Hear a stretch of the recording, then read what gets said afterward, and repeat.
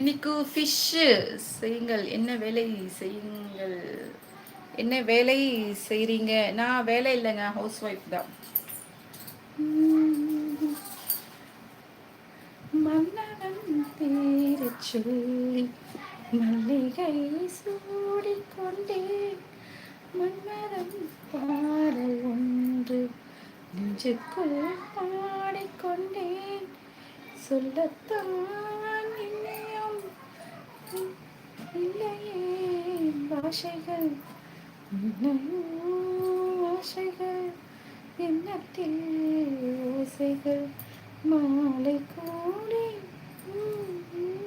மஞ்சம் தேடி. உங்க